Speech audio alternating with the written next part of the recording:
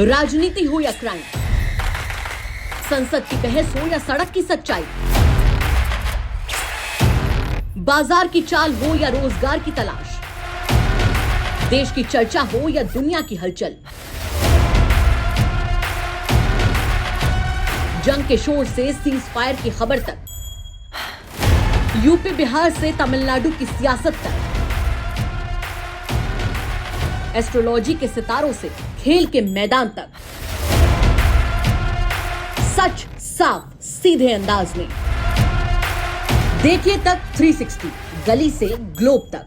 पर 2017 में जून में जब एक दिन मुझे पता लगा कि चाइनीज ट्रुप्स डोजर लेकर एक तोरसा नाला के पास, डोकाला के पास पहुंच गए। अच्छा। और वो रोड बनाने का काम शुरू कर रहे हैं। और अगर वो रोड बनाएंगे, जो कि कुछ दिन में वो उसका अलाइनमेंट बना देते, तो वो रोड सीधा जामफेरी पे आता। भारत की सिक्योरिटी के लिए एक बहुत बड़ा इशू था। बिल्कुल। तो जिस दिन सवेरे ये मुझे पता लगा, तो सबसे पहले मेरा काम था कि मैं अपने चीफ के पास में गया और ऑप्शंस रखे। और मेरा सौभाग्य था कि हमारे जो चीफ थे वो जनरल रावत थे, जिनकी डिसीजन कैपेबिलिटी और रिस्क टेकिंग कैपेबिलिटी दोनों ही बहुत अव्वल दर्जे की थी। तो बिना शक किए हुए, और मेरा भी प्रपोजल उनको यही था, हमने डिसाइड किया कि हमने चाइनीज ट्रुप्स को वहीं रोकना है। ओके। और फॉर्चुनेटली हमको ऐसी कंटिजेंसीज कहीं हमारे दिमाग में, हमने तैयारी पहले से की हुई थी, तो एडिक्वेट रिजर्व ट्रुप्स भी हमारे उस इलाके में थे। ओके। हमने एक्शन किया और फिर अपने पॉलिटिकल मास्टर्स को बताया। डोकलाम के बारे में सर हम बात करना चाहेंगे। ये एस्केलेशन क्यों शुरू हुआ, और फिर आप आगे हमें बताइएगा कि वो घड़ी जब आप लोगों ने तय किया कि हमारी सेना अब जा रही है और टकराएगी चीन से। देखिए, आपको जैसे मालूम है कि 62 की लड़ाई के बाद भी और 67 में जो सिक्किम में हुआ, उसके बाद भी एक थोड़ा सा चाइना को हैंडल करते हुए इंडियन आर्मी में रेस्ट्रेन था कि अगर कन्फ्रंटेशन अवॉइड किया जाए तो उसको अवॉइड किया जाए। ये तो बैकग्राउंड है। पर अब मैं सिक्किम पे आता हूँ। जो हमारा पूरा चाइना के साथ में बॉर्डर है, वो डिफाइंड नहीं है। दोनों देशों ने, खासकर चीन, उस बॉर्डर को नहीं मानता है। तो एक लाइन ऑफ एक्चुअल कंट्रोल है, जो कि दोनों देशों के अपने अपने इंटरप्रिटेशन है। इसी कारण से लद्दाख में एक बहुत बड़ा इलाका है जो हम कहते हैं चाइना ने ऑक्यूपाई किया है। सिक्किम में कंपैरेटिवली मेजॉरिटी का इलाका जो है वो डिफाइंड है, क्योंकि वाटरशेड पर है। जी बिल्कुल। पर उसके बावजूद भी उसका एक पॉइंट है जहाँ पर हिंदुस्तान, भूटान और चाइना के बॉर्डर एक साथ मिलते हैं। और उसमें हम के चाइना और हमारे बीच में 5-6 किलोमीटर का फर्क है। सर वो वही ट्राई जंक्शन पॉइंट है? ये जी हाँ। ओके। हाँ सर। उस ट्राई जंक्शन की पॉइंट की वजह से एक इलाका है हमारे डोकाला, जो कि एक पास है डोकाला, और उसको आजकल तो उसके बाद में डोकलम बोलने लगे, प्लेटो सा है। उस इलाके को चाइना क्लेम करता है कि उनका है, हमारे हिसाब से वो भूटान का है। पर वो उसको कैप्चर करना, उसको ऑक्यूपाई करना, और उससे आगे अगर चाइना आता है तो एक जामफेरी रिज है, उस पर आ जाता है। और जामफेरी रिज में आने का क्या नतीजा होता है कि सिलीगुड़ी कॉरिडोर, जो कि हमारी चिकन नेक है, उसको चाइना डोमिनेट कर सकता है। तो चाइना की हमेशा कोशिश रही कि धीरे धीरे धीरे इस डोकाला प्लेटो के इलाके में वो पेट्रोलिंग करते थे, और पिछले 10 सालों में थोड़ा थोड़ा करके वो रोड बढ़ा रहे थे। सलामी स्लाइसिंग जिसे हम कहते हैं। जी हाँ, बिल्कुल जिसे कहते हैं सलामी स्लाइसिंग कोशिश कर रहे थे।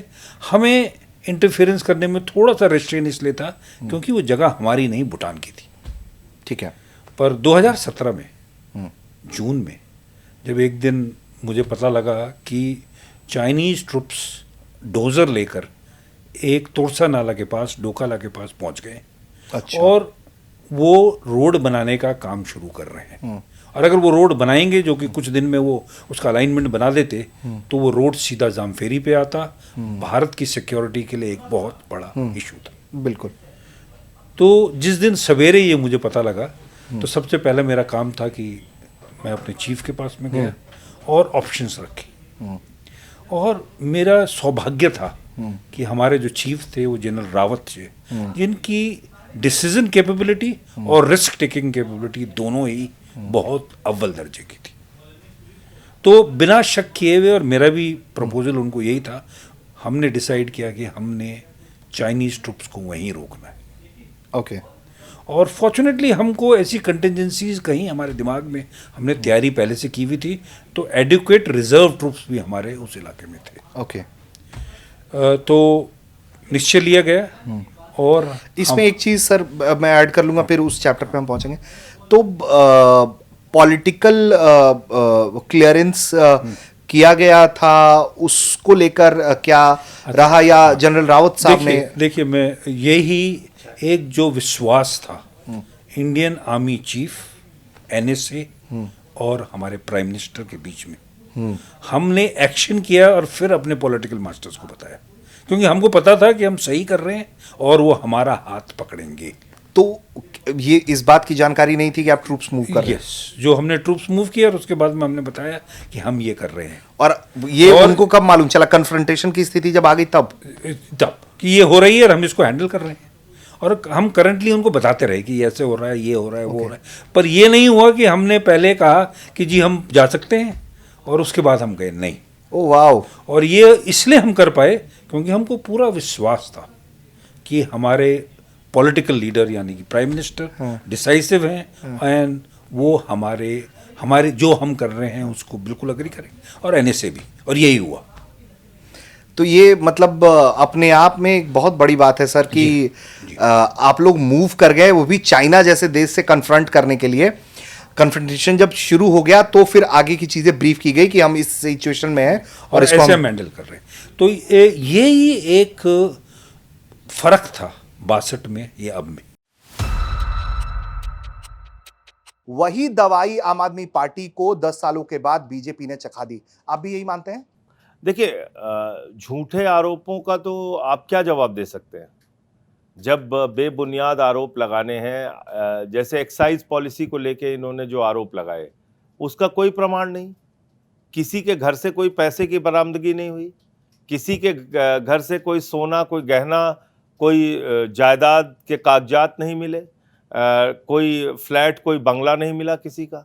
लेकिन उसके बावजूद सबके ऊपर बड़े बड़े पहाड़ों जैसे मनगढ़ंत आरोप लगाए गए भ्रष्टाचार के, जेल में डाल दिया गया झूठे आरोप लगा के। तो मुझे लगता है कि अगर आपको झूठा आरोप लगा के, बेबुनियाद आरोप लगा के आपकी सरकार को काम करने नहीं दिया जाएगा तो ये तो एक लोकतंत्र की हत्या करने जैसा काम है।